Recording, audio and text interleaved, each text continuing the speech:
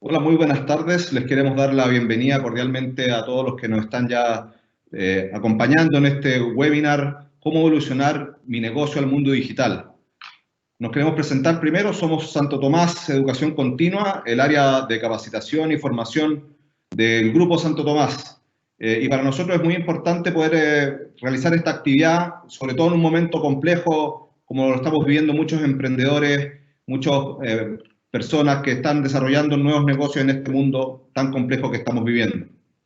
La transformación digital hoy día nos toma como nuestro principal desafío y vamos a conversar sobre cómo desarrollar una estrategia, una hoja de ruta. Queremos darle una mirada práctica, una mirada de avanzada en este proceso. Por lo tanto, le queremos dar una cordial bienvenida también a todos nuestros clientes, a nuestros colaboradores, a los docentes que día a día en Santo Tomás nos acompañan en nuestros cursos de capacitación y, por supuesto, a toda nuestra red de amigos que sabemos están presentes hoy día en este webinar. Como les contaba, Santo Tomás Educación Continua es una organización que tenemos presencia en todo el país, en 23 ciudades. Contamos con nuestras oficinas donde realizamos regularmente programas de capacitación para empresas, para personas, para también nuestros egresados, como un grupo muy importante, donde regularmente estamos abordando áreas de interés de la sociedad para la profundización y el desarrollo de nuestros recursos humanos. En esta ocasión en particular vamos a conversar, como ya les adelantaba, sobre transformación digital. Vamos a revisar cómo este proceso tan desafiante, tan complejo, donde las organizaciones han tenido que aprender a adaptarse a esta nueva realidad digital, hoy día está generando nuevas oportunidades. Evidentemente las hay. Vamos a conversar y revisar junto a nuestro principal expositor, que ya lo voy a presentar, cuáles son esas nuevas oportunidades y alternativas que hoy día estarían disponibles para desarrollar un negocio digital. Pero también, junto con esas oportunidades, aparecen desafíos, amenazas que tenemos que estar presentes, mirarlas, poder analizarlas y tomarlas en un proceso de desarrollo sin evitarlas necesariamente. Por lo tanto, vamos a abordar estos ámbitos y queremos contestar algunas preguntas importantes. Vamos a partir de la base. ¿Qué es la transformación digital? Quizás ahí muchos tengan una incertidumbre, una duda de concepto. ¿Cuál es su origen? ¿De qué forma incluso podríamos tener cierta claridad en este ambiente, como se llama por sus siglas hoy día, VUCA, ¿no es cierto? Volátil, complejo. Y finalmente, como les planteaba, queremos invitarlos a todos a poder mirar cómo construir una hoja de ruta, cómo generar un plan de desarrollo regular día a día. La dinámica de este webinar va a ser muy sencilla. Vamos a tener una exposición de nuestro principal invitado. Vamos a trabajar con un enfoque muy práctico y luego de esa exposición vamos a recibir todas las preguntas y respuestas que ustedes nos quieran hacer. Hay una funcionalidad aquí en la aplicación que ustedes pueden hacernos llegar sus preguntas y las vamos a ir recogiendo. Y al final de la presentación vamos a poder tener un espacio de conversación. Entonces, déjenme introducir y presentarles a nuestro expositor principal. Don Mario Ernst es speaker y consultor internacional, ha asesorado a diversos procesos de innovación y transformación digital, a más de 30 instituciones, no solo en Chile, sino que también en Latinoamérica, Argentina, Perú, Bolivia, Uruguay, Colombia, e incluso algunas de Centroamérica como República Dominicana, Costa Rica y México. Mario cuenta con un magíster en negocios en la Universidad Adolfo Ibáñez, es ingeniero comercial de la Universidad de Santiago y se ha especializado en transformación digital y growth hacking en España. También es profesor de estrategia de la Universidad de Finisterra y de la Universidad de Diego Portales y de la Universidad Católica de Argentina. Mario cuenta además con 10 años de experiencia en el sector bancario y financiero en instituciones como el Banco Chile, Santander, BBVA, y además fue recientemente director de transformación digital de Digital Bank, una corporación asociada específicamente a la transformación digital de este sector. Recientemente, Mario ha fundado y ha puesto en marcha como Growth Manager una startup llamada Customer Accelerator, especializada en el crecimiento exponencial de las ventas y en el mundo digital, y es su CEO principal hoy día también de la empresa Evolution Labs. Entonces quiero dejar con ustedes en esta presentación, este seminario, a Mario Ernst para que nos refleje su experiencia y los desafíos de la transformación digital. Mario, bienvenido, te dejo. Muchas gracias, Fernando. Muchas gracias por la presentación y estoy encantado de estar esta tarde con ustedes.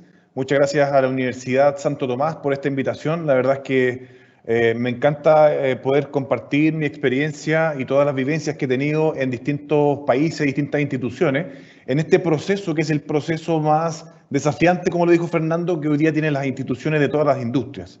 Si bien mi experiencia principal está en servicios financieros, he tenido la oportunidad de estar en varios países, como mencionaba Fernando, de alguna forma hemos visto que este proceso ya extiende a cualquier industria, es un proceso a nivel organizacional de negocios, es un proceso que afecta a todas las instituciones, ya sea con fines de lucro o sin fines de lucro. Vamos a ver cómo está tocando esto, por ejemplo, a la minería, al gobierno, etcétera. Entonces, de alguna forma, lo que queremos compartir hoy día son 3 puntos en particular. Primero, el entorno de negocios, es decir, cómo hoy día los negocios están siendo afectados por ciertos fenómenos externos que hacen que la transformación digital no sea una decisión, sino que hoy día sea una obligación para las instituciones.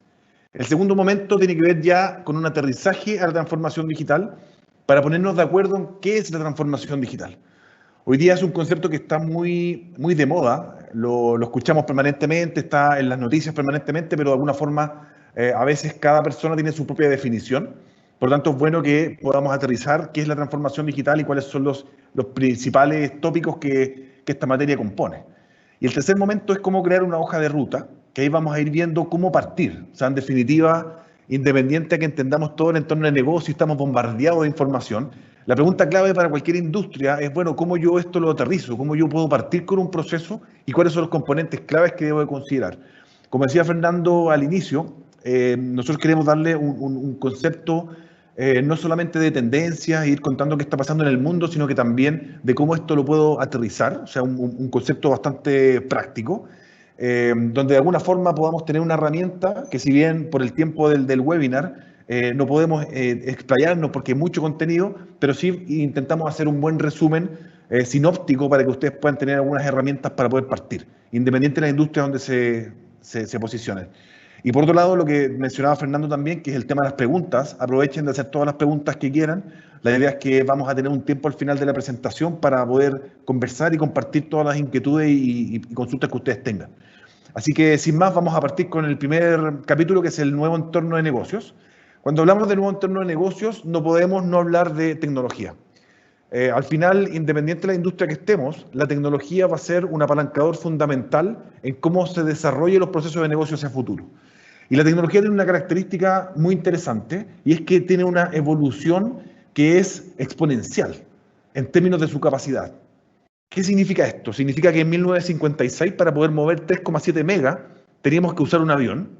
Después, en 1990, casi 35 años después, para mover 5 megas, podíamos llevarlo en una mano, en un dispositivo que cabía en una mano. Es decir, en 35 años aproximadamente se multiplicó por 1.5 y el tamaño se disminuyó fuertemente. Y en el 2020 ya podemos llevar varios teras en una mano. Un tera es 1.000.000 de megas, o sea, es una cifra comparativamente con los años anteriores tan grande que ni siquiera podemos imaginarlo. O sea, realmente es una capacidad gigantesca. Entonces, ¿qué quiero decir con esto? Que el crecimiento se va duplicando cada 18 meses. Significa que si hoy día tenemos muchas llamadas tecnologías disruptivas que son complejas, en 1 año y medio más o en 2 años más esto se va a ver duplicado en términos de capacidad, y en 4 años más es el doble del doble. Es decir, la capacidad tecnológica que tengamos para implementar en nuestros negocios en 4 años más ni siquiera la podemos imaginar hoy día. Esto crece a una tasa muy fuerte, muy exponencial. Y eso nos plantea un desafío importante, porque las personas y las organizaciones no tenemos la suficiente velocidad para incorporar estas tecnologías nuevas.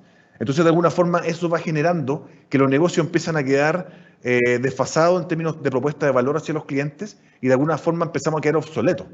Y eso, antiguamente, en los años 80, teníamos 20 años para ponernos al día. Probablemente después teníamos 10, después tenemos 5, y hoy día cada año va cambiando los modelos de negocios de forma muy rápida. Por supuesto que hay industrias que están muy activas y cambian muy rápido, como servicios financieros, pero hay otras industrias que son más a largo plazo, como la minería o como los proyectos del Estado, pero también ahí hay desafíos importantes en transformación digital. Entonces, esto afecta a todas las industrias por igual. No nos da el tiempo para entrar en detalle en cada una de estas tecnologías. Lo que sí me gustaría dejar instalado es que tenemos mucha capacidad y mucho potencial para poder implementar y generar modelos atractivos para los clientes. Finalmente, la transformación digital, que es un tema pareciera ser tecnológico, en realidad es un tema de clientes. El cliente necesita simplicidad en su propuesta de valor y en su servicio. Yo quiero comprar cualquier producto en 3 clics y que me llegue a mi casa, aunque el producto lo estén despachando desde España. Y hoy día hay empresas como Amazon que logran hacer esa experiencia de esa forma tan simple. Entonces nos acostumbramos a la simplicidad. Hoy día el tener un negocio que me genera lentitud, presencialidad, tiempos de espera, demora, papeleo, firmas físicas, la verdad es que nadie quiere eso. Todos queremos hacer los temas de forma digital, rápido, desde el dispositivo que quiero, cuando quiero, en el metro, por mi smartphone. O sea, de alguna forma quiero que me simplifiquen la vida en términos de lo que yo requiero como servicio o producto. Y por otro lado tenemos que, a nivel de contexto también y tendencias, hay unos actores que son gigantes, que se llaman Big Tech, son actores tecnológicos muy grandes como Google, por ejemplo, que son actores que están generando disrupción cross-industria. ¿Qué significa disrupción cross-industria? Significa que son actores tecnológicos que empiezan a generar disrupción en otras industrias distintas a la de ellos. Lo que en algún momento hizo, por ejemplo, Apple. Apple, que era de computadores originalmente, cuando desarrolla el iPhone, le pega a la industria de los teléfonos. Le pega a Ericsson, le pega a Nokia, que eran los actores relevantes en ese momento, a BlackBerry, etc. Entonces, de alguna forma, Nokia, por ejemplo, o Ericsson, nunca vieron que Apple podría migrar hacia el mundo de la telefonía y les podía quitar el liderazgo a nivel internacional. Lo mismo pasa con Google. Google, ¿qué es Google? Es un buscador en Internet. Pero ese buscador en Internet desarrolla un auto que se maneja solo y con eso le pega a la industria automotriz. Hoy día este auto que se maneja solo de Google compite, por ejemplo, con empresas como Toyota. Y además, como tiene muchos sensores y no choca, no tiene accidentes, entonces yo, ¿para qué voy a contratar un seguro si finalmente mi auto no choca? Entonces le pego a la industria de los seguros.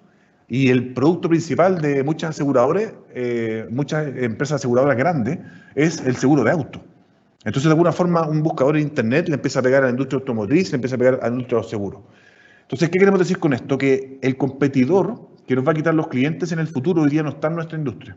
Y probablemente va a ser un competidor gigante que está en otra industria y que está desarrollando negocios en base a la analítica, en base al Internet de las cosas, en base al blockchain, etcétera, en base a todas las tecnologías disruptivas que vimos. Entonces van a llegar actores que con esas tecnologías disruptivas van a entrar rápidamente en nuestras industrias y van a empezar a generar cambios. Por otro lado, tenemos empresas como Amazon, que es el líder en transferencia y en compra y venta de productos y servicios a nivel de Internet. Es el e-commerce gigante por naturaleza, que de alguna forma empieza también a entrar en el mundo físico. Crea su Amazon Go, que es una tienda física donde las personas entran, se loguean con un código QR con su teléfono, toman los productos y se van.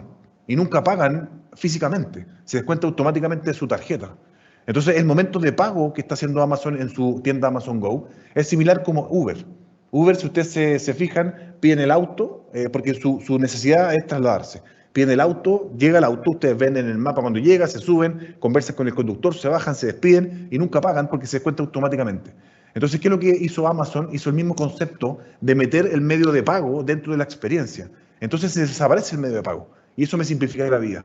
Entonces los actores del retail están compitiendo, van a competir muy próximamente con plataformas como esta, que viene desde un e-commerce de Internet que empieza a vender en lugares físicos y empieza a generar una experiencia radicalmente superior a lo que estamos viendo hoy día en términos de los supermercados normales de los países de la región. Vamos a ver un pequeño video que también muestra cifras a propósito del COVID. No podemos no hablar de esta pandemia que también está impactando en la aceleración digital. Bien, vamos a hablar del comercio online que sigue creciendo en el segundo trimestre. Solamente creció en un 148% y hay quienes piensan que con el retiro del 10% de las AFP tendría un nuevo impacto positivo, Miriam. ¿Qué es lo que podemos ver en ese pequeño extracto de una noticia? Que solo en un trimestre hubo un crecimiento 148% en el e-commerce. Y eso se debería expandir en base a este tema del retiro del 10% de las AFP. Entonces, de alguna forma, eso está muy impactado por el tema de una pandemia, que era un fenómeno que no lo esperábamos, pero ese fenómeno es un fenómeno que finalmente lo que terminó haciendo es acelerando la maduración y la aceleración y la adopción digital de nosotros, de todas las personas, en todas las industrias. Entonces, cuando el COVID pase, esa capacidad o esa necesidad de poder tener una experiencia digital de buena manera va a quedar internalizado en nosotros. Es probable que nunca vamos a volver atrás, o la gran mayoría de la gente no vamos a volver atrás respecto de que nos gustan los servicios digitales. Entonces, habían personas que eran como reticentes a la tecnología, tenían miedo, no les gustaba, etcétera. Y de alguna forma con esto se vieron impulsados a usarla y se dieron cuenta de que en realidad funciona. Tiene, por supuesto, problemas y tiene alguna forma casuísticas, como todas las cosas, pero en general funciona y funciona mucho mejor y la experiencia es mucho mejor. Entonces empezamos a aterrizar en el momento 2, que es la transformación digital. Este contexto es lo que nos plantea, y cuando ya entramos en transformación digital, la primera pregunta es: ¿qué es la transformación digital? Cuando pensamos en eso, no hay una definición única. Cada libro, cada autor, cada consultora, cada persona tiene su propia definición de qué es transformación digital. Pero yo lo que he hecho es intentar definir algunos elementos clave que tienen que estar incorporados dentro de esta definición, dentro de este concepto. Y estos elementos claves son los siguientes. La transformación digital es un proceso permanente de simplificar la experiencia del cliente y disminuir costos para la institución de forma simultánea. Es decir, mejoro la experiencia y disminuyo costos simultáneamente. Esto con el método tradicional es imposible. Si yo les digo mejore la experiencia de sus clientes, ustedes lo pueden hacer, por supuesto, pero eso cuesta dinero. Hay que invertir para mejorar la experiencia porque requiere a lo mejor más posiciones de atención al cliente, requiere mejorar, no sé, algún proceso en particular, poner alguna tecnología. Entonces, ¿podemos mejorar la experiencia del cliente? Sí, pero eso cuesta dinero. Si yo les digo disminuyan costos, hagan eficiencia, ¿lo pueden hacer? Sí, pero probablemente van a tener que ir disminuyendo ciertos atributos que le van a impactar al cliente. Probablemente van a achicar la estructura de las personas, van a tener menos puntos físicos de atención, etcétera. O van a tener que tener más demora en las entregas, dependiendo de la industria. Entonces, de alguna forma podemos disminuir costos, pero afectamos la experiencia. Podemos mejorar la experiencia, pero eso implica subir los costos. Entonces, hacerlo simultáneamente es imposible. Por lo tanto, este proceso requiere que incorporemos 3 elementos que son fundamentales en la transformación digital. Y estos 3 elementos son uso intensivo de innovación, incorporación de nuevas capacidades tecnológicas disruptivas y cambio cultural para tener una cultura digital. ¿Por qué uso intensivo de innovación? Porque tenemos que repensar cómo estamos haciendo las cosas. Hay muchos elementos que hoy día estamos haciendo, muchos procesos que en realidad no agregan valor al cliente, pero sí nos agregan costos hacia la organización. Si ustedes analizan la propuesta de valor de sus compañías, independiente de la industria, van a ver que hay muchas cosas que podemos disminuir o eliminar simplemente de la propuesta de valor y el cliente no se da ni cuenta. O si se da cuenta, no le importa, no le agrega valor. Entonces, de alguna forma, tenemos que repensar los procesos, repensar la cultura, repensar cómo estamos trabajando al interior de la organización, repensarlo todo. Y eso es innovación. El segundo elemento son las tecnologías disruptivas, que ya comentamos algo de eso en la página inicial de contexto. Y luego el cambio cultural es clave. No podemos desarrollar una transformación digital solamente con incorporación de tecnología. El desafío no es tecnológico, es cultural. En el sentido de que cambiar los paradigmas, desarrollar capacidades nuevas, cambiar las formas de trabajo, las estructuras, aplanar la pirámide organizacional, empezar a generar trabajos en equipos, generar líderes que deleguen poder de decisión en sus equipos, tener equipos que sean más autogestionados, tener más colaboración para eliminar los silos, etc. Vamos a ir nombrando muchos elementos que hay que ir trabajando, y esos elementos culturales son muy importantes porque son lo que podría frenar la transformación digital o lo que va a acelerar la transformación digital hacia el futuro. O sea, de alguna forma, el gran driver para poder manipular tiene que ver con la cultura.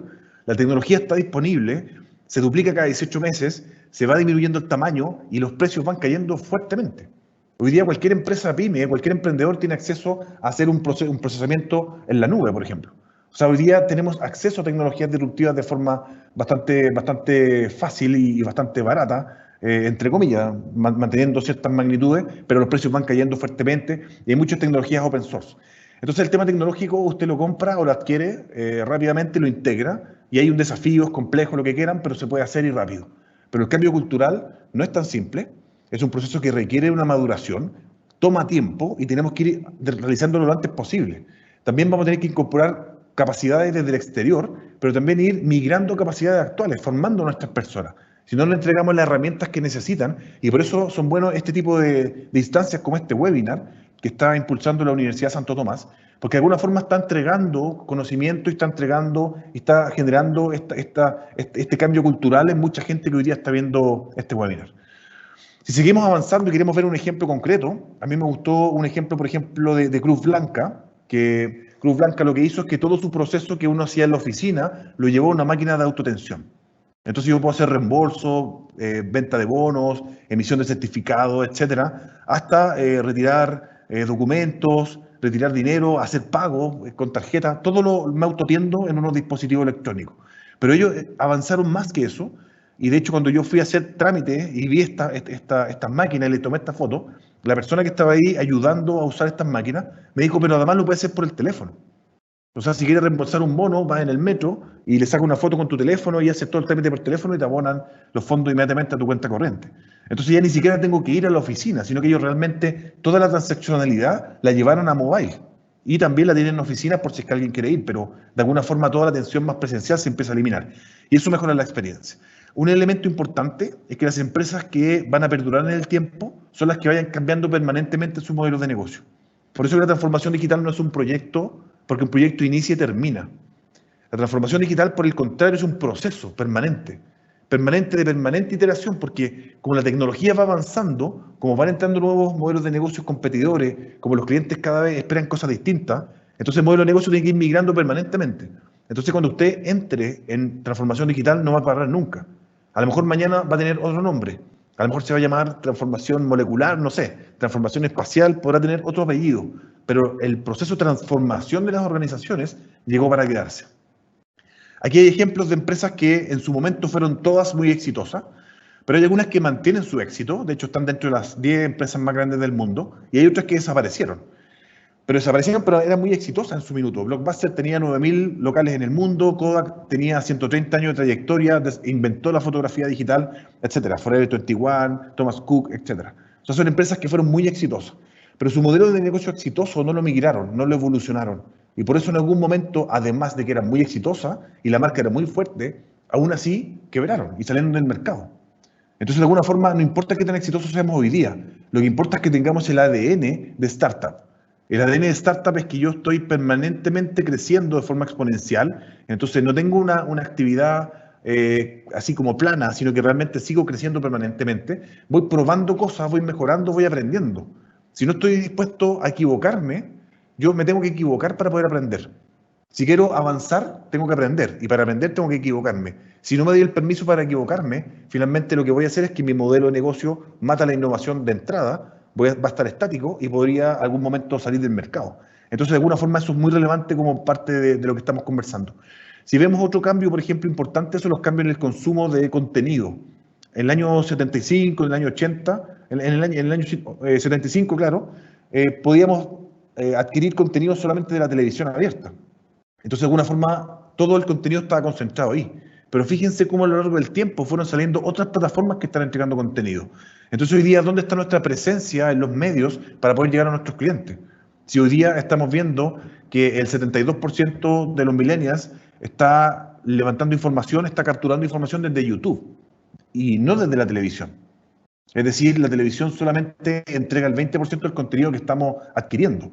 Entonces, de alguna forma, ¿tengo presencia en YouTube? Si no estoy en YouTube, no existo. Para las personas que están consumiendo contenido permanentemente. Entonces, las estrategias cambian cómo me aproximo al mercado y todo esto empieza a evolucionar de una forma muy fuerte. Ok, ya vamos llegando al tercer punto que tiene que ver con la hoja de ruta. Cuando hablamos de la hoja de ruta, estamos hablando de todo el concepto de la estrategia que tengo que generar para poder partir este proceso de transformación. Lo importante no es quedarse en el diseño. Hay muchas personas que hablan que lo importante es la ejecución y no la estrategia. O que la ejecución, hay un autor muy importante que creo que es Peter Drucker, que decía que la ejecución o la implementación, decía que la cultura se come la estrategia en el desayuno. Entonces, efectivamente, el foco no es la estrategia, tal cual.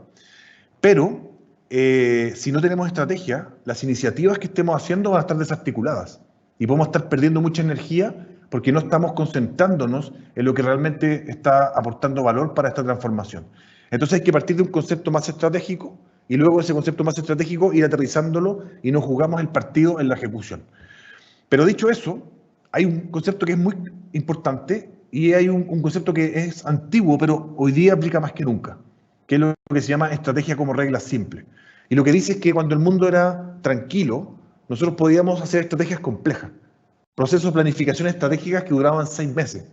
Yo creo que todos, en las empresas donde están, en los procesos de planificación estratégica se demoran 6 meses por parte baja. Ya, eso en el mundo que ya no existe. En el mundo de hoy día es tan complejo, como decía Fernando Buca, es volátil, incierto, complejo, que de alguna forma tenemos que simplificar el proceso de planificación estratégica. Hoy día la estrategia tiene que definir solamente un marco de acción y dejarnos ir aprendiendo en el camino para ir viendo hacia dónde vamos a ir pivoteando. Porque no puedo planificar hoy día a 5 años ni a 3 años, porque el mundo cambió 2 veces. Sino que lo que puedo hacer es definir cierto marco de acción y dentro de ese marco de acción ir aprendiendo, ir pivoteando, ir probando, y eso nos va a ir llevando hacia un modelo que hoy día ni siquiera a lo mejor se nos ocurre. Nos vamos a ir probando empíricamente en base a experimentación que hagamos con los clientes y a la analítica que nos entrega los clientes, a la data que le entrega el cliente. Entonces el cliente nos entrega información de feedback con la cual vamos co-creando nuestro modelo de negocio. En cambio, antiguamente nosotros asumíamos, y ahí hay un aprendizaje muy importante para el ser humano, porque los directivos de las empresas dinosaurios, de las empresas antiguas, de alguna forma tenían como, no sé cómo llamarlo, pero como la petulancia o la arrogancia de decir, yo sé cómo funciona el mundo, yo sé cómo van a funcionar las tecnologías, yo sé lo que el cliente quiere, yo sé los competidores que van a estar los próximos 3 años, yo sé las crisis que van a venir y las pandemias que van a venir a futuro. Entonces, como yo sé todo eso, entonces yo estoy 6 meses preparando mi plan y ese plan me va a servir por los próximos 3 o 5 años. Pero eso es una ilusión. Hoy día no sabemos, hoy día hay incertidumbre extrema. Hoy día no sabemos si va a llegar una pandemia el próximo año nueva, un COVID-25. No sabemos si va a llegar Amazon con sus tiendas que uno no tiene que pagar con el Amazon Go. No sabemos si va a llegar una nueva plataforma tipo Uber que va a romper nuestra industria. No sabemos si el cliente va a empezar a querer comprar por TikTok, que es esa plataforma de redes sociales que está tan de moda, etcétera. Entonces, como no sabemos qué tecnologías van a haber. Por lo tanto, no sabemos los profesionales que vamos a necesitar. Entonces, a la universidad se le hace difícil enfocar ciertas capacidades y competencias en ciertas carreras, por ejemplo. Porque cuando el alumno sale, lo que aprendió en el primer año, si la carrera dura 5, 6, 7 años, cuando el alumno sale ya lo que aprendió en el primer año probablemente ya está obsoleto. Y así también pasa con las empresas. O sea, de alguna forma yo tengo una estructura organizacional, ciertos cargos, ciertos perfiles, pero en 2 años más o en 1 año más me voy a dar cuenta que requiero un científico de datos. Y eso no estaba planificado en mi estructura inicial, etcétera. O sea, aquí podríamos estar hablando mucho, pero lo importante es que no nos concentremos en hacer procesos largos, no hagamos una estrategia larga y compleja, porque hoy día el mundo está tan complejo que requerimos estrategias simples. Y eso es la primera como pauta que nos va marcando cómo ir avanzando la transformación digital. Imagínense por un momento que esta figura es su modelo de negocio, de cualquier industria donde ustedes estén. Entonces, ¿qué significa que es el modelo de negocio? Que tiene algunos componentes. Por ejemplo, tiene una propuesta de valor. ¿Qué están vendiendo? ¿Cuáles son los atributos de su producto? ¿Cuál es su diferenciación? ¿Cuáles son los segmentos donde están abordando? ¿Por qué canales están llegando los segmentos? ¿A qué precio están compitiendo? ¿Son de alta gama, alto precio? ¿O están en mercados masivos, compitiendo con precios bajos? ¿Qué tipo de productos tienen? ¿Qué portafolio tiene? ¿Es monoproducto? ¿Tiene varios productos? ¿Cuáles son sus aliados clave? ¿Con quién trabaja para ir construyendo una propuesta de valor ampliada? ¿O no? ¿O trabaja solo? ¿Cuáles son los procesos críticos? ¿Cuáles son los costos que tienen estos procesos críticos? ¿Cuáles son los recursos clave? El modelo de negocio tradicional. Imagínense que todos esos componentes están en esta figura. Entonces, antes de partir definiendo la hoja de ruta de transformación digital, lo que tenemos que hacer es definir una estrategia clara y que esté compartida por toda la organización. Y eso que parece obvio, nosotros nos damos cuenta muchas veces en las organizaciones que no es tan obvio. Si usted le pregunta a 10 directivos de una empresa grande cuál es la estrategia, cuáles son los focos, muchas veces cada uno tiene una interpretación distinta. Entonces, algo que no es nuevo, algo que viene desde probablemente Taylor y Fayol en 1920, o que viene desde los gurúes de la estrategia de los años 80, no sé, Michael Porter, probablemente desde esa época que ya tenemos que tener esta estrategia clara y compartida en toda la organización. Pero no ocurre. En la práctica el día a día nos come y dejamos poco tiempo para reflexionar y para tener conceptos compartidos. Y como esto está cambiando tan rápido, probablemente hay personas al interior que van avanzando muy rápido, probablemente el gerente general va avanzando muy rápido, va 3 años adelante, pero el resto de la organización está en el día a día. Entonces viene una fase primero de ponernos de acuerdo en cuál es nuestra estrategia, que tiene que ser simple, marcar cierto radio de acción y dejarnos explorar dentro. Dicho eso y teniendo eso definido, el segundo paso es decir, bueno, pero ¿qué vamos a transformar? ¿Dónde vamos a transformar? ¿Vamos a hacer una transformación global de todo el modelo de negocio simultáneamente? ¿Vamos a hacer una transformación en una parte del modelo de negocio?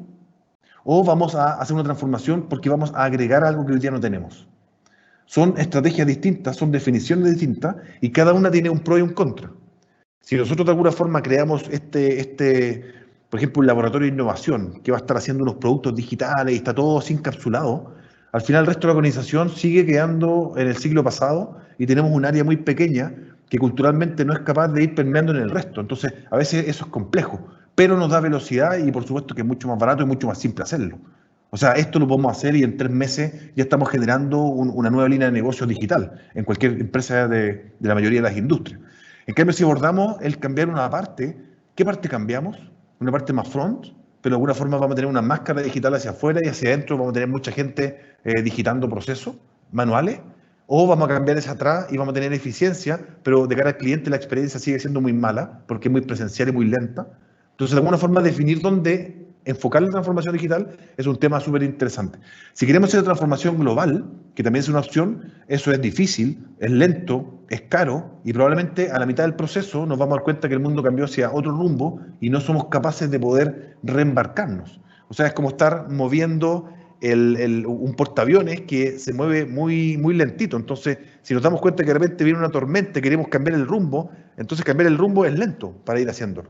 Entonces, estos procesos son muy estresantes para la organización y de alguna forma cambiar todos los componentes de forma simultánea es algo que yo sepa no hay ni una organización que haya sido exitoso en una transformación tan global simultáneamente. En general estamos cambiando una parte o estamos agregando una parte que nos falta. Y después de eso lo que tenemos que hacer es construir nuestra hoja de ruta.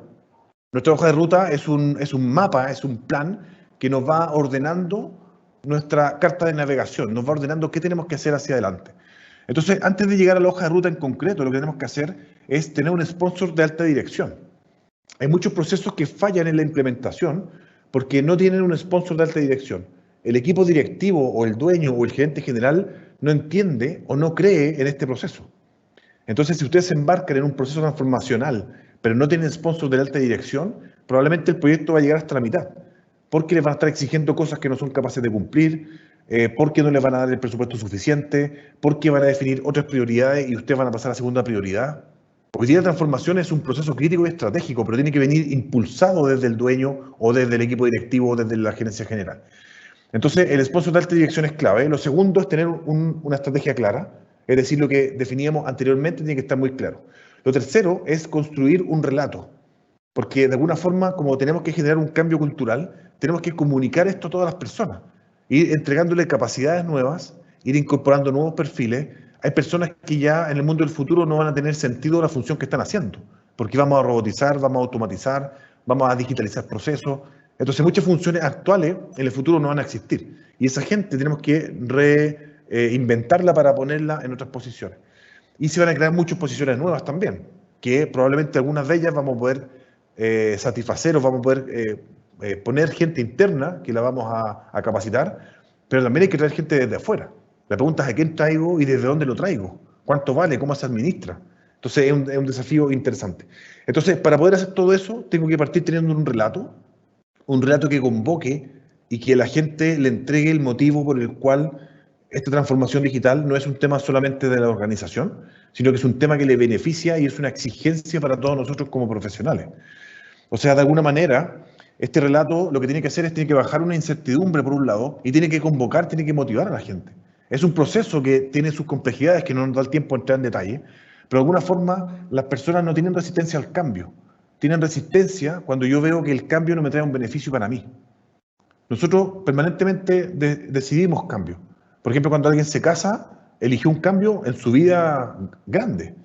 Pero ¿por qué eligió un cambio grande? ¿Por qué eligió hacer ese cambio voluntariamente? Porque de alguna forma entiende que con esa persona que se está casando va a estar mejor que como está hoy día solo. Entonces, cuando yo veo un beneficio, elijo un cambio. Lo mismo pasa cuando una persona se separa. Ahí es al revés. La persona dice, estoy mejor solo que con la persona que era mi esposa o mi esposo. Entonces, de alguna forma, la gente estamos decidiendo cambios permanentemente, pero elegimos cambio cuando vemos un beneficio en ello. Si nosotros planteamos transformación digital y no construimos un relato que le muestre claramente los beneficios a las personas, vamos a tener resistencia. Entonces, ese es un componente súper importante antes de entrar en las iniciativas concretas. Luego tenemos que instalar un grupo de gente, dependiendo del tamaño de la empresa. Si es una empresa pequeña estoy hablando de menos de 30 personas, probablemente podamos hacer un proceso simultáneo con los 30 personas o 50 personas simultáneamente. Pero si estamos hablando de 2.000, de 5.000, de 20.000, entonces tenemos que tener embajadores digitales que estén permeados por todos los departamentos, todas las áreas, impulsando la transformación digital desde las bases. La transformación digital en empresas grandes no podemos impulsarla solamente desde a nivel directivo descendente, sino que tenemos que empezar a permearla y empezar a transformar la cultura desde las bases. Por lo tanto, el equipo de embajadores digitales es clave. Luego tenemos que diagnosticar cuál es nuestra situación actual, cuál es nuestro nivel de madurez actual. ¿Respecto de qué? Respecto de, por ejemplo, ¿tengo un gobierno para implementar el proyecto? ¿Tengo presupuesto? ¿Tengo un área que va a hacer la ejecución? ¿Tengo gente que entienda este tema que estamos abordando? ¿Tengo una propuesta de valor diferenciada? ¿Entiendo cómo voy a construir la propuesta de valor en el mundo digital? ¿Qué están haciendo mis competidores? ¿Tengo las tecnologías adecuadas? ¿Tengo las plataformas? ¿Tengo la licencia adecuada? ¿Tengo automatizados los procedimientos internos? ¿Tengo que hacerlo? ¿Tengo la posibilidad de poder vender online? ¿Tengo el medio de pago? ¿Tengo la pasarela de pagos digitales? ¿Tengo las capacidades de las personas? Entonces, en distintos niveles que son estrategia, propuesta de valor, tecnología y operaciones y cultura, en esos 4 niveles, tengo que ir diagnosticando cuál es mi situación actual respecto de este teórico deseado futuro que estamos planteando en la visión estratégica. O sea, la estrategia vamos a decir, quiero estar aquí, pero hoy día, ¿cómo estoy realmente? Con eso voy a poder identificar los gaps. Los gaps son estas brechas de lo que yo quiero respecto de quién soy hoy respecto del tema digital. Entonces, esos gaps pueden ser muchos y pueden ser de muchas índoles. Por lo tanto, cuando yo identifico esos gaps, lo que tengo que hacer es definir o identificar las iniciativas o los proyectos que van a cubrir esos gaps. Entonces transformo un problema en una iniciativa. Es decir, por ejemplo, hoy día no tengo una página web para poder vender o atender a mis clientes por internet. No lo tengo. Ya, eso es un gap.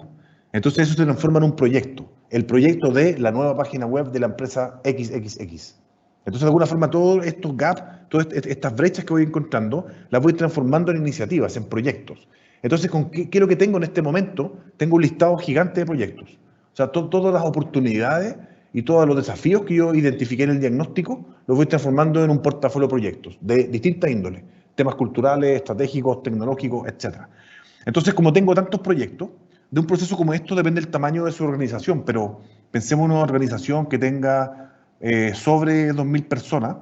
En un proceso como este, probablemente podrían surgir 50 proyectos, 100 proyectos. O sea, de alguna forma, el volumen de proyectos que se requiere para movernos hacia el lugar que queremos estratégicamente es mucho. Y no tenemos la capacidad de ejecución, no tenemos probablemente el presupuesto tampoco para implementar tantos proyectos. Entonces, lo que hacemos es el siguiente paso, que es priorizar la iniciativa, es decir cuáles son los proyectos de más fácil implementación y más impacto estratégico. Impacto estratégico puede ser en costos, puede ser en la experiencia del cliente, puede ser en las ventas, etcétera. Y luego ordenamos eso en el tiempo. Entonces hay iniciativas que no las vamos a realizar y vamos a priorizar, por ejemplo, 20 iniciativas, y de las 20 vamos a tener un plan que va a estar, por ejemplo, en 20 meses, y vamos a poner una iniciativa mensual. Por ejemplo, estoy simplificando un poco el proceso, pero de alguna forma lo que tenemos que entender es que tenemos que tener una línea de tiempo con iniciativas que van surgiendo en distintos momentos del tiempo, en estas verticales: estrategia, tecnología, propuesta de valor y clientes y cultura. Estas 4 verticales vamos teniendo ciertas iniciativas que vamos operacionalizando en el tiempo para ir realizando la transformación digital.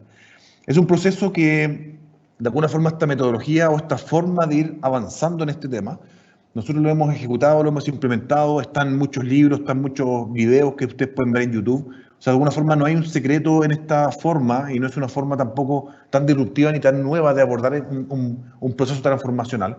Pero sí es yo creo, una práctica que de alguna forma tenemos que ir aterrizando y ejecutando rápidamente. Solamente para ir finalizando, les quiero mostrar 2 ejemplos reales de cómo una industria, que es la industria minera, fue avanzando en un proceso de este tipo, y cómo también el Estado también va avanzando en procesos de este tipo. ¿Por qué lo hice en esas 2 ejemplos y no puse una pyme o una empresa más pequeña? Porque de alguna forma, si estas tremendas empresas gigantes, tan complejas como manejar el Estado o manejar una industria como la minera, que los volúmenes son gigantes y los actores son súper relevantes, si podemos hacer transformación digital en eso, y estamos trabajando en transformación digital en eso, significa que en una pyme, por supuesto, que también tiene que ir avanzando y el proceso va a ser mucho más simple. Entonces, en términos de minería, el tema no es incorporar tecnologías disruptivas para ir mejorando su proceso minero, sino que en realidad es ir generando un plan de transformación digital. Aquí está el roadmap de digitalización para la minería 4.0, que de alguna forma va definiendo ciertos núcleos traccionantes, que son ámbitos que están en el corazón del desafío tecnológico minero, que es la minería segura, minería verde y minería integrada e inteligente. Y por otro lado van definiendo núcleos habilitantes, que son las dimensiones que de alguna forma van limitando en términos de la capacidad tecnológica lo que vamos a ir haciendo. Entonces, cuando tenemos este modelo, que es este modelo de alto nivel, cada uno de estos componentes se va separando en un plan concreto, en el tiempo. Si ustedes ven, aquí llegamos hasta el 2035, porque la minería mira a un plazo muy largo. Si estuviéramos hablando de una empresa pequeña, pyme, estaríamos hablando de 6 meses o un año, pero la minería mira a procesos muy largos. Entonces, arriba están sus desafíos, abajo están sus iniciativas, soluciones, y que son los proyectos que van a ir abordando. Esta información está en internet, la pueden bajar para verla con más detalle. Por otro lado, la transformación del Estado también es un tema súper complejo. Ustedes han visto algunos elementos que han funcionado bien, como la comisaría virtual, que las personas podíamos sacar los permisos de forma digital muy rápido, muy simple, y de alguna forma todo con una experiencia bastante buena, versus cuando hay que ir a hacer trámite y vemos en la televisión que está la fila de personas que da vuelta a una manzana para ir a hacer un trámite, para ir a obtener un papel, etc. Entonces, de alguna forma, el Estado tiene un rol fundamental de entregar un buen servicio a la gente, y la transformación digital en una institución como esta también es clave. Este proyecto partió en 2015, denominado Agenda Digital, que tenía 5 ejes de transformación y 13 líneas de acción. De estas 13 líneas de acción salen los proyectos. Entonces definen cuáles son los focos principales, que tienen que ver con competencias digitales, economía digital, gobierno digital, etc. Y luego eso, las líneas de acción van definiendo dónde tenemos que ir enfocando los proyectos en cada uno de los estamentos del Estado, valga la redundancia, para ir aportando esto. Imagínense que este proyecto partió en 2015 con el gobierno anterior y se mantiene hasta el día de hoy, hasta el 2020. Con la pandemia se cambió el foco, por supuesto, pero de alguna forma hasta el 2020 se sigue manteniendo esto, y ya cambió desde agenda digital a transformación digital del gobierno, que sigue manteniendo los 5 ejes, y ya hay una serie de iniciativas que se está haciendo seguimiento cómo avanzan. Por ejemplo, aquí estamos viendo que hay 63 iniciativas, 39 en proceso y 24 que están cumplidas. Entonces, de alguna forma hay un monitoreo de cómo va este proceso de implementación. Pero si se fijan, en instituciones grandes como el Estado o como las mineras, de alguna forma estos procesos se están realizando, por lo tanto en compañías mucho más pequeñas de otras industrias hay que partir lo antes posible. Eso ha sido la presentación en términos de contenido. Ahora vamos a dejar un tiempo para preguntas. Me imagino que Fernando va a hacer un cierre y él va a administrar las preguntas, así que muchas gracias por su atención, y pasamos ya a la fase de preguntas. Excelente, Mario. Muchas gracias por tu presentación, bastante rápida, ágil y clarificadora de muchos conceptos. Tenemos prácticamente 60 personas en la sala haciendo distintas preguntas. No hemos podido publicarlas todas, pero han seguido llegando y estoy tratando de organizarlas temáticamente. Hay un primer grupo de preguntas, 3 o 4 personas que nos consultan básicamente por el tema de los costos, la transición de estos proyectos. Tú explicaste que los proyectos pueden ser de una envergadura muy grande, en una empresa de gran tamaño o más o menos intermedias, pero está la pregunta por un lado desde la plataforma tecnológica. Si alguien quisiera levantar una plataforma tecnológica de impacto de Latinoamérica, como decía por ahí Pía, ¿cuánto cuesta desarrollar una app? Y también los procesos regulares, si yo estoy más bien en etapas tempranas, es decir, la pregunta de los costos, pero en las etapas iniciales, echar a andar procesos, negocios, nuevas áreas, nuevos beneficios. Esa es una primera pregunta que nos llegó, y te voy a plantear la segunda más general, conectada quizás con la anterior. La pregunta de base es, ¿por dónde partir entonces? No es fácil, probablemente cuando estás en un nivel intermedio de desarrollar un emprendimiento o incluso en una organización, en un área de una empresa mayor. ¿Por dónde partir? ¿Cuál es, en tu experiencia, sobre todo, con los clientes que has asesorado y trabajado, cuáles son los ejemplos que tú has visto de buenas prácticas de cómo iniciar un proyecto? Entonces, te dejo esas 2 preguntas por ahora. Seguimos recolectando, están llegando varias más. Los costos en una etapa temprana y por dónde iniciar un proyecto de transformación digital. Perfecto, muchas gracias a los participantes por las preguntas. Son preguntas bastante, como al hueso, como se dice, bastante relevantes, porque van al corazón del proceso cuando queremos implementarlo. Entonces me gusta mucho la pregunta porque no son sobre el modelo conceptual, de alguna forma teórico, bibliográfico, sino que va directo a la práctica y cómo partir. Y eso me gusta mucho que estén pensando más en ese aterrizaje. Respecto de los costos, la respuesta es un poco obvia en el sentido de que los costos podríamos hacer un proceso de transformación digital carísimo de varios millones de dólares o un proceso de transformación digital con bajo costo y con una inversión acotada. De hecho, podríamos plantear un proceso de transformación digital sin costo, entre comillas, porque lo que hacemos es que derivamos recursos que están enfocados en ciertos gastos hoy día y eso lo derivamos a los proyectos nuevos.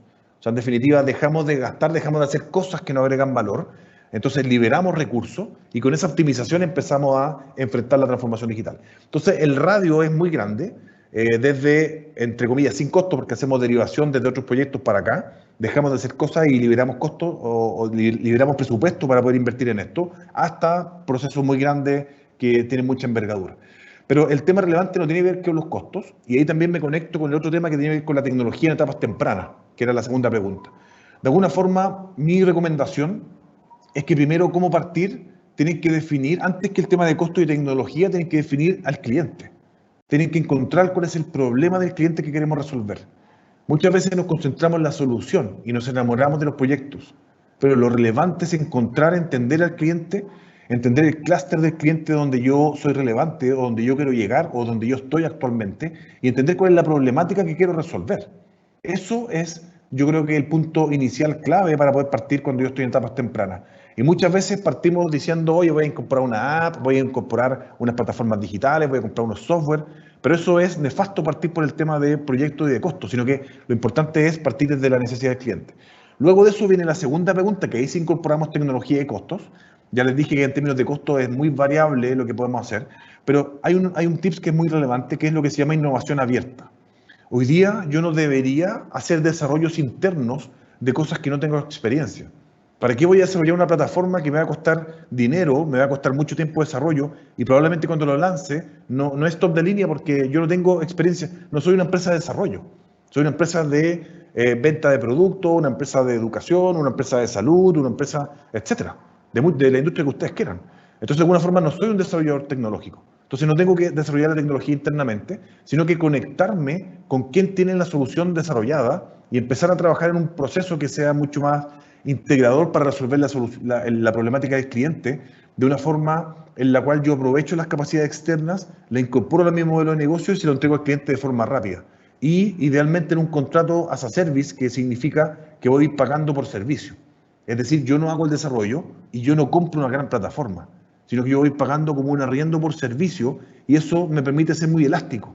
Yo puedo aumentar la capacidad mucho, puedo disminuirla, puedo hacer variaciones y el desarrollador que le está prestando servicio a muchas empresas como yo va a ir haciendo upgrade y yo me voy como beneficiando de esos upgrades y del aprendizaje que él tiene.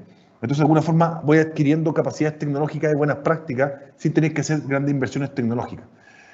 Por supuesto que siempre tengo que hacer algún tipo de inversión, pero yo creo que la transformación digital, el limitante no está en la inversión. O sea, ustedes con el presupuesto que tengan, es posible poder partir con cosas pequeñas, con pequeños MVP. Pueden trabajar, por ejemplo, haciendo desafíos de innovación con las universidades. Aquí está Fernando de la Santo Tomás, que tiene acceso a muchos alumnos que tienen muchas buenas ideas y que están en el mundo tecnológico y digital. Entonces, de alguna forma, ustedes traen el desafío empresarial que quieren resolver y los alumnos pueden hacer en una especie de hackathon o evento de innovación, empezar a generar soluciones. Y si son alumnos de carreras tecnológicas, podrían además empezar a hacer algunos prototipos.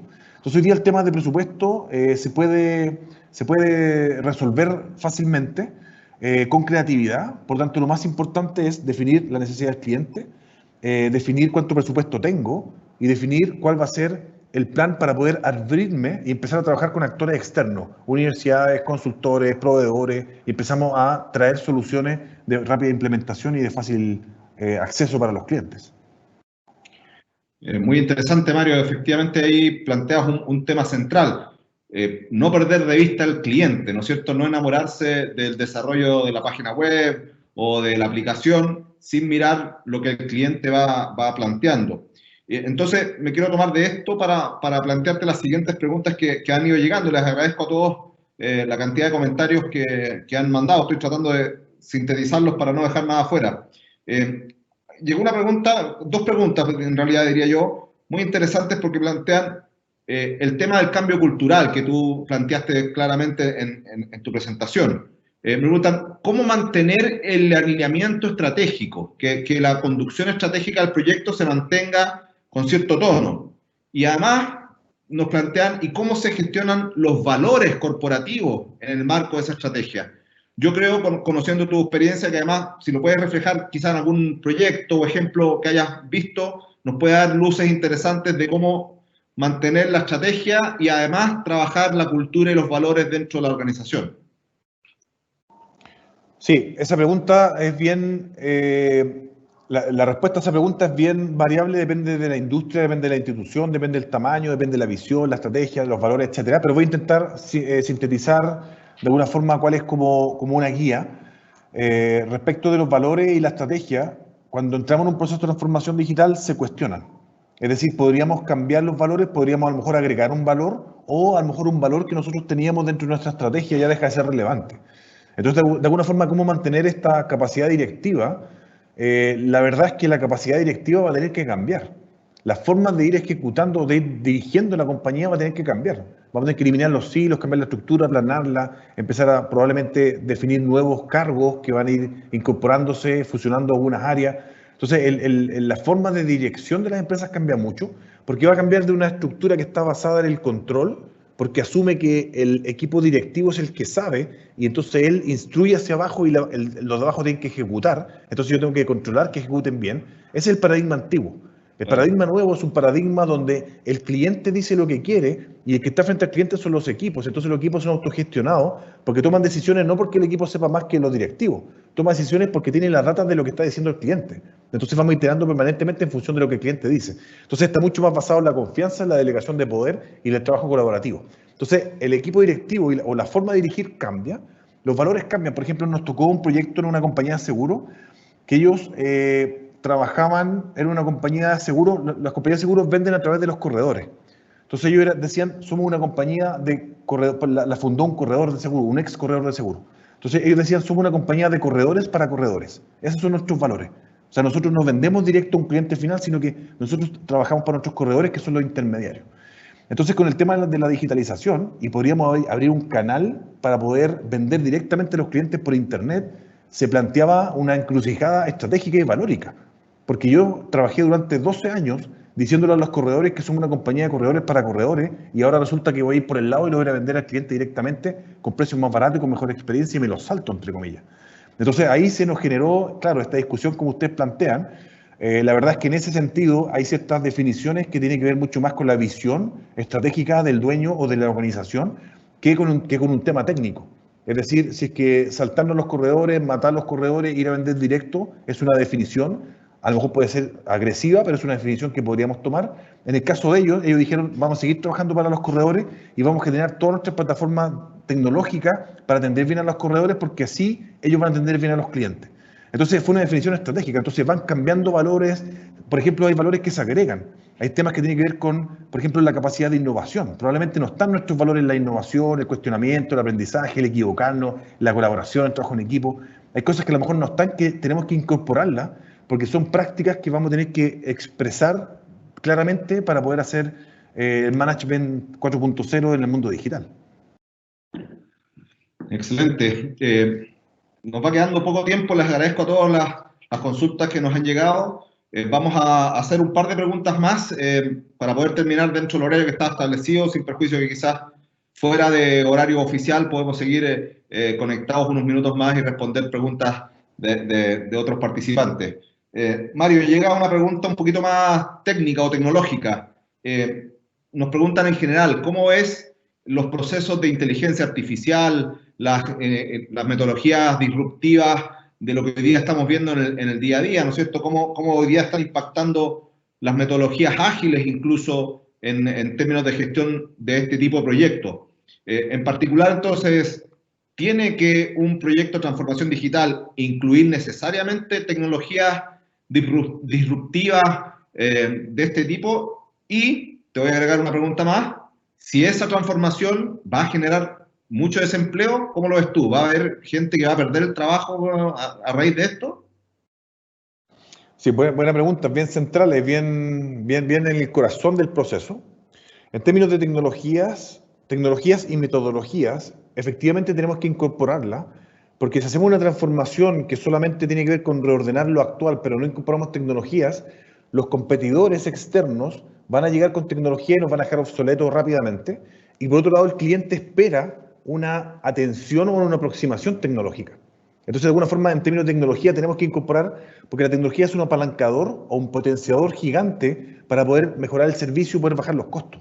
O sea, de alguna forma hay desafíos que solamente los podemos resolver con tecnología. Entonces, por un lado, si que hay que incorporar tecnología, sí. Las metodologías ágiles, por ejemplo, es un tema interesante y que también se requiere en este tipo de proyectos. ¿Por qué? Porque yo no puedo hacer un desarrollo de una gran plataforma que me demoro 2 años y lanzarla en 2 años más.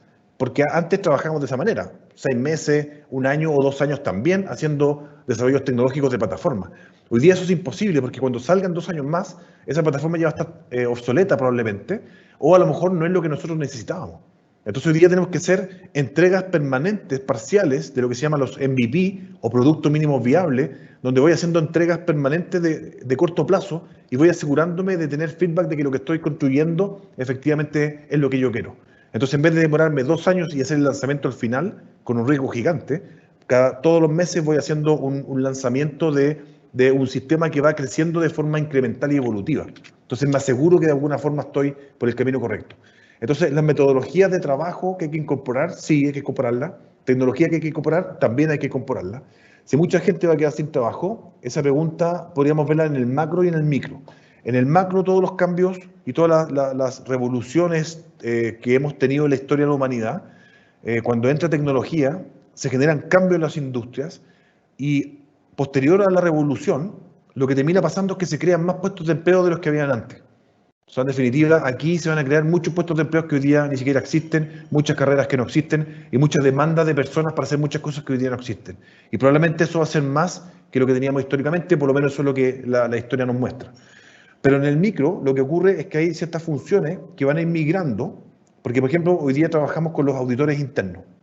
Los auditores antes iban, revisaban una muestra y revisaban papeleo. Hoy día el auditor es analítico, tecnológico. Entonces se conecta a una base de datos y hace analítica predictiva. Y no una muestra, sino que al 100% de los datos en tiempo real, en vez de un informe desfasado en 6 meses. Entonces, la función del auditor se puede migrar y se puede como actualizar, entre comillas. En cambio, hay funciones que van a desaparecer. Si yo estoy vendiendo, atendiendo presencialmente y después va a atender una máquina, claramente mi puesto de trabajo deja de existir. Entonces, en el camino hay muchas personas que de alguna forma se ven impactadas, o todos nos vemos impactados, muchos nos podemos reconvertir y hay algunos cargos en particular que no se pueden reconvertir y claro, ahí tenemos que ver a nivel más de la sociedad, de cómo empezamos a hacernos cargo de esas personas que empiezan a quedar obsoletas dentro de lo que están haciendo como actividad. ¿Qué es lo que nos pasó años atrás con la minería de carbón de Lota?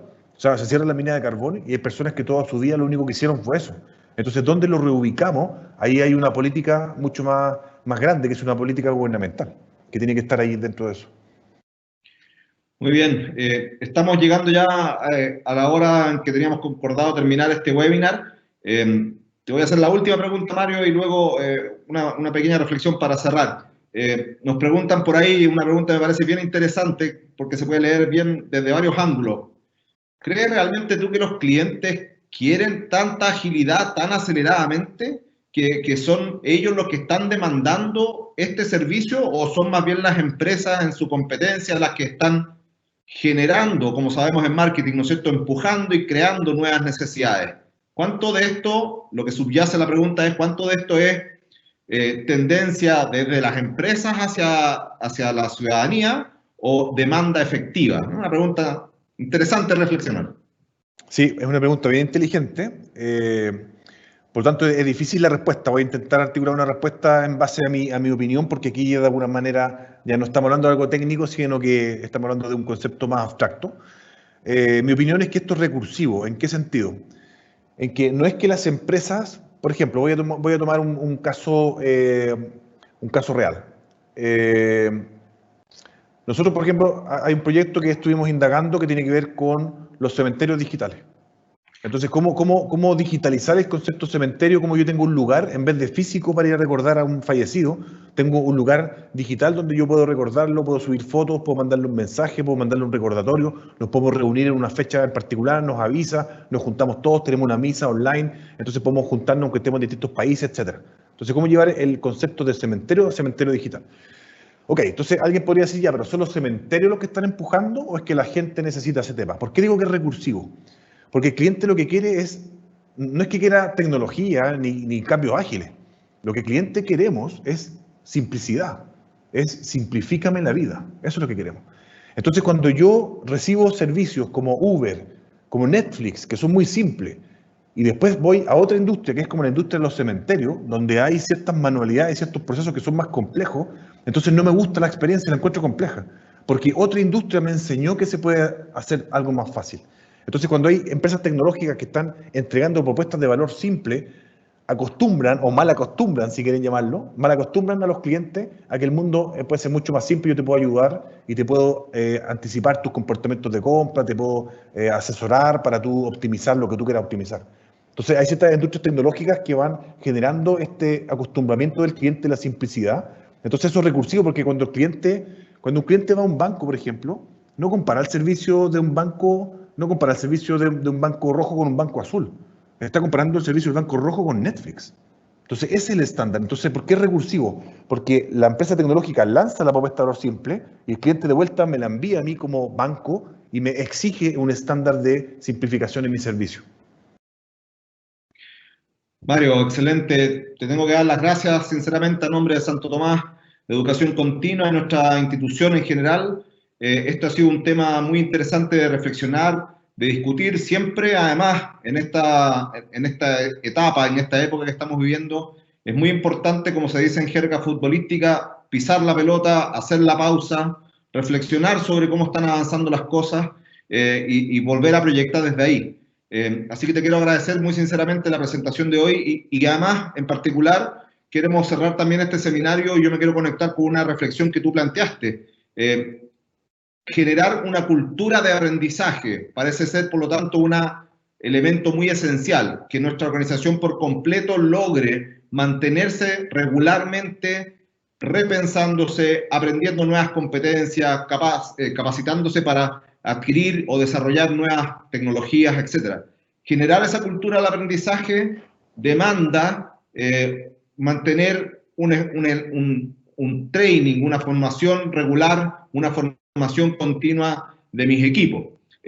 Estamos además, y permítanme la disquisición aquí, en un proceso muy interesante de discutir nuestras bases políticas y nuestras bases de acuerdo y convivencia general.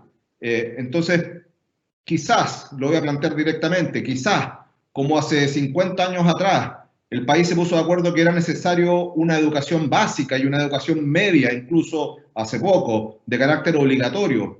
Hace recién, muy poco, hemos logrado prácticamente llegar a la universalidad en la educación superior. Hay poca gente o muy poca gente que no puede acceder, la mayoría puede acceder, con distintos beneficios o no. Y nos va quedando entonces el cuarto sector de la educación, ¿no es cierto? La educación continua, la capacitación, la formación. Puede ser el momento donde tengamos que, como país, tomar una decisión de apostar para esta transformación permanente, como tú planteas en tu explicación, ¿no es cierto? Es decir, es necesario generar una formación regular y continuar el proceso.